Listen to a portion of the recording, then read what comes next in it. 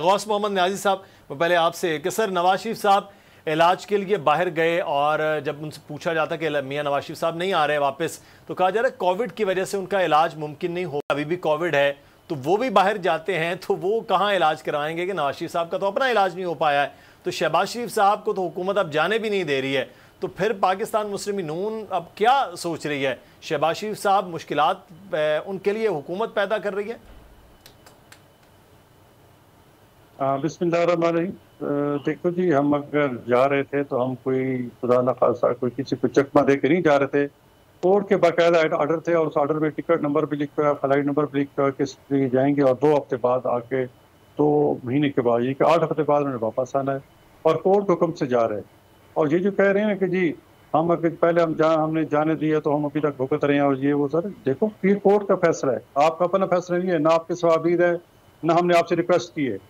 ہمیں تو پتہ ہے کہ آپ ہر چیز کا ایک مذاق اڑاتے ہیں، چاہے کلثوم نواز کی بیماری ہو، چاہے نواز شریف کی بیماری ہو، چاہے کینسر سروائیور شہباز شریف ان کا سروائیور ہیں ان کی بیماری کا مسئلہ ہو، ان کو آپ تو ہر وقت ہر چیز کے ٹھٹھے اڑاتے ہیں اور مذاق اڑاتے ہیں۔ تو اس لیے ہم نے ان کی سے اجازت نہیں لی، ہم تو سیدھے کورٹ گئے کہ یہ ہمارا مسئلہ ہے، تو کورٹ نے کہا کہ آپ جائیں اور 8 بجے بعد چیک کرا کے آئیں۔ اور اس میں نیب بھی تھا، ڈپٹی اٹارنی جنرل بھی تھا، سارے کچھ تھی، ان کے سامنے سب کچھ ہوا اور سب کچھ کنوے ہوا، ان کے سامنے کورٹ نے فیصلہ سنایا کہ یہ جائیں گے اور 8 تاریخ کو جائیں گے، یہ آرڈر میں لکھا ہوا ہے۔ اور پھر جب وہ گئے دن وہ جب ایئرپورٹ پہنچے تو انہوں نے کہا کہ یہ نہیں جا سکتے کیونکہ D G I F A جی ہے وہ بہانہ یہ کیا کہ جی کیونکہ سسٹم اپلوڈ نہیں ہوا، شام سے خبر چل رہی تھی تو کیا آرڈر جو ڈپٹی ڈائریکٹر کا جو ایف اے کے 2 ڈپٹی ڈائریکٹر تھیں اس میں کیا انہوں نے D G I F A کنوے نہیں کیا؟ اور پھر شہباز شریف صاحب آرڈر اپنے ساتھ لے گئے تھے کہ یہ دیکھو جی آرڈر ہے، میں اس آرڈر کے ساتھ چاہ رہا ہوں، کسی سے اپڈیٹ نہیں ہوا تو یہ آرڈر ہے اور ٹیسٹڈ آرڈر تھے، اگر نہیں ہو گئے نہیں جانے تھے تو ان کی یہ بدنیت ہی ہے۔ اور وہ کہتے ہیں کہ جی شاید شہباز شریف کو سب سے زیادہ خوف زدہ عمران خان شہباز شریف سے ہیں کیونکہ پتہ ہے کہ یہ مجھے ریپلیس کر سکتے ہیں، یہ کوئی میرے خلاف سازش ہو رہی ہے۔ تو کورٹ کو اگر ڈس اوبے کرتے ہیں تو یہ پھر کورٹ کے خلاف پراپیگنڈے کرتے ہیں، کہہ رہے ہیں جی کورٹ ان کے خلاف شریف خانہ کو ریلیف دیتی ہے۔ بھائی کورٹ نے تو آپ کو فارن فنڈنگ کیس میں بھی تو ریلیف دیے ہوا ہے نا جی، بی آر ٹی کیس میں ریلیف دیا ہے، معلم جبہ کیس میں ریلیف دیا ہے، آپ کو ریلیف دے تو کورٹ اچھی ہیں۔ ہم اگر ہمیں کو ریلیف ملے تو کہتے ہیں کہ جی کورٹ ہمارا جو عدالتی نظام ہے اس پہ سواری نشان ہے۔ تو یہ ایک نااہل اور نالائق حکومت ہے، اس سے وابستہ انشاءاللہ ہم جمہوری طریقے سے ان کا مقابلہ کریں گے اور ہم انشاءاللہ ان کے خلاف کنٹیمپٹ آف کورٹ جو ہے وہ موو کریں گے۔ اور بھی چونکہ چھٹیاں ہیں تو انشاءاللہ عدالت دوبارہ آپ عدالت کو آ جائیں گے کہ آپ نے ہمیں اجازت دی تھی، یہ نہیں کہہ رہا، دیکھو کورٹ کیا کہتی ہے، ہم کورٹ کے پاس جائیں گے انشاءاللہ۔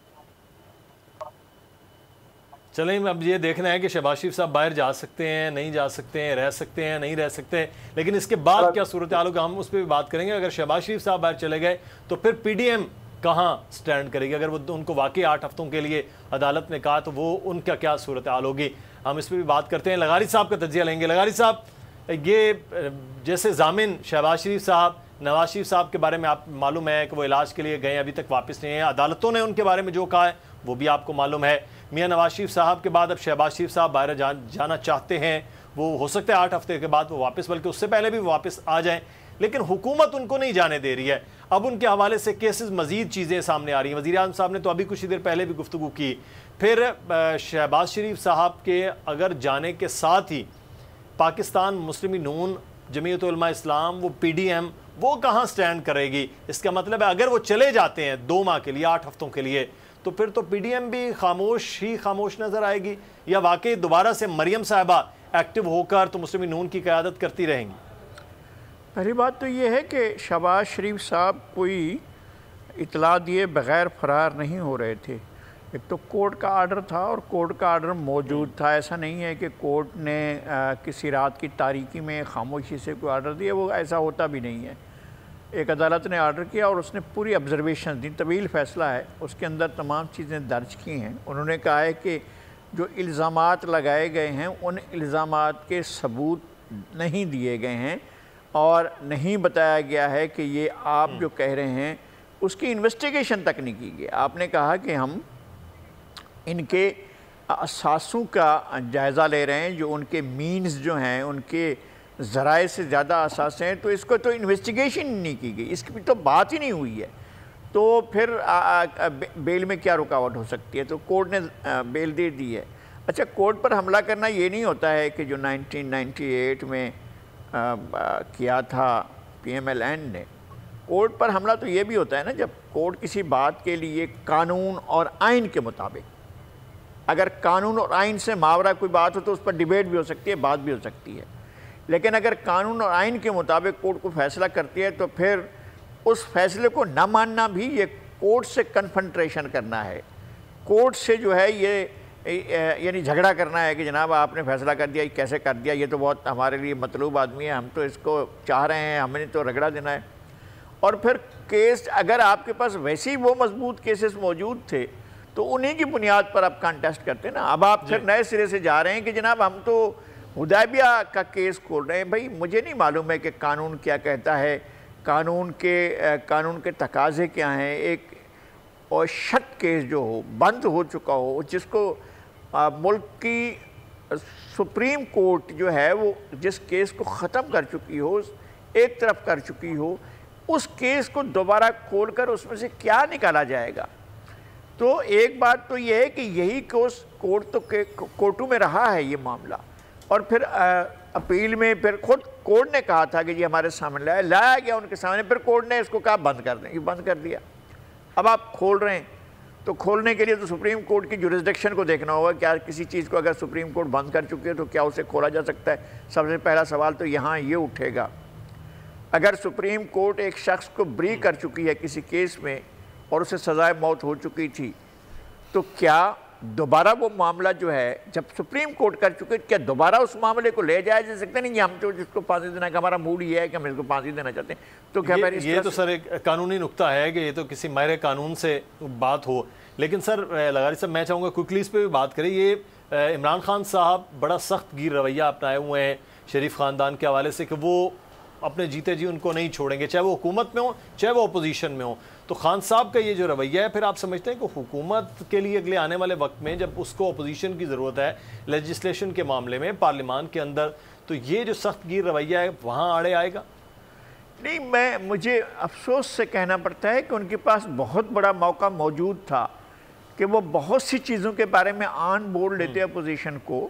آپ کا جھگڑا ہے ایک آدمی سے، 2 آدمی سے، 10 آدمیوں سے، 15 آدمیوں سے، 20 آدمیوں سے، پوری پارلیمنٹ کے ساتھ جھگڑا نہیں ہے۔ آپ پارلیمنٹ کو اعتماد میں لیتے ہیں، ان کی لیڈرشپ کہتے ہیں کہ آپ کے اوپر الزامات ہیں، آپ پر کیسے چل رہے ہیں، یہ ایک الگ چیز رکھیے، یہاں اس معاملے پر بیٹھ کر بات کرتے ہیں اور اس کو ریزالو کرتے ہیں۔ آپ کے سامنے بہت سے ایشوز تھے جن پر آپ نے لیجسلیشن کرنی تھی۔ بعض ایسی لیجسلیشن ہوئی ہے جس کے لیے یہ تو چاہتے نہیں تھے، انہوں نے تو بالکل جا کر اپوزیشن سے فارملی بھی نہیں کہا، وہ تو اپوزیشن خود گئی کہ جی آئیں آرمی ایکٹ میں ترمیم کرتے ہیں، تو اپوزیشن خود چل کر چلی گئی اور کہا کہ جناب یہ جو ایف اے ٹی ایف کا معاملہ ہے اس پر پارلیمنٹ خود گئی، انہوں نے کہا جی چلیں آپ آگے بڑھیں، ہم اس کو کرتے ہیں۔ اور پھر یہاں تک ہوا کہ جب جوائنٹ پارلیمنٹ میں مسئلہ گیا تو اپوزیشن کے اپنے ہی 14 ارکان غائب ہو گئے، یا اپوزیشن نے پلاننگ سے اپنے 14 ارکان کو غائب کیا تاکہ وہ پاس ہو جائے۔ اگر وہ پاس نہ ہوتا، فرض کرتے ہیں ہم جوائنٹ پارلیمنٹ میں اپوزیشن کی اکثریت بنتی ہے، وہ اقلیت میں نہیں رہتی ہے اور پھر وہ حکومت کو اس لیجسلیشن سے روک سکتی ہے۔ اگر یہ رک جاتا معاملہ تو پہلا کام تو یہ ہوتا نا کہ حکومت چلی جاتی، حکومت ختم ہو جاتی۔ اگر کوئی حکومت اپنا لایا ہوا جو بل ہے اس کو اگر منظور نہیں کرا سکتی تو اس کو حکومت چھوڑنی پڑے گی۔ یہ موقع تو اپوزیشن نے دیا کہ انہوں نے اپنے ارکان کو غائب کر کے یا غیر حاضر کر کے ان کو موقع دیا کہ ٹھیک ہے جی پاس کر لیں آپ اس کو، چونکہ یہ قومی مسئلہ ہے اس لیے اس کو پاس کر لیں، ہو گیا۔ لیکن کیا اپوزیشن جو ہے اس کے ساتھ ڈائلاگ نہ کرنا، اس کے ساتھ بات نہ کرنا، اس کو انگیج نہ کرنا، ان کے ساتھ غیروں جیسا سلوک کرتے رہنا اور پھر اس پر نہ کہ جب تک میری زندگی ہے، جب تک میری جان میں جان ہے تب تک سیاسی معاملات اس طرح سے نہیں ہوتے ہیں۔ میں کہتا ہوں کہ اس دور کے اوپر جب بنیں گے، یہ بات کر لیتے ہیں عظمیٰ کاردار صاحبہ سے کہ یہ ایسا رویہ کیوں ہے خان صاحب کا کہ اپوزیشن سے بھی نہیں بات کرنا چاہ رہے ہوتے؟ ایک لیڈر جماعت کے ان کے حوالے سے خان صاحب کا بیان، دوسری جماعت وہ اس کے حوالے سے یہ بیان، تو پارلیمان کیسے چلا پائیں گے، لیجسلیشن کیسے کر پائیں گے؟ بیٹھ کے پھر آرڈیننس ہی جاری کرتے رہیں گے؟ میں آپ کے سوال کا جواب دیتی ہوں. تھوڑا سا میں وہ سپریم کورٹ کا جو فیصلہ تھا حدیبیہ کے متعلق اس پہ تھوڑا کامنٹ کرنا چاہ رہی ہوں. وہ اس لیے خارج ہوا تھا کیس کیونکہ وہ ٹائم بار کی وجہ سے ہوا تھا کہ جی یہ ٹائم بہت گزر گیا ہے. لیکن قانون کے مطابق اگر کوئی نئی ایویڈنس لے کے نکلتی ہے یا حکومت لے کے آتی ہے تو یہ کیس دوبارہ ری اوپن ہو سکتا ہے. تو یہ اس کی لیگل پوزیشن ہے. جہاں تک اپوزیشن کو انگیج کرنے کا تعلق ہے مدثر، دیکھیں ہم نے تو ہمیشہ دروازے کھلے رکھے ہیں. ابھی بھی پیچھے جب الیکٹرل ریفارمز کی بات کی ہے پرائم منسٹر نے اور فواد چودھری نے، بڑا کلیئرلی ہم نے ان کو انوائٹ کیا ہے اپوزیشن کو آن بورڈ.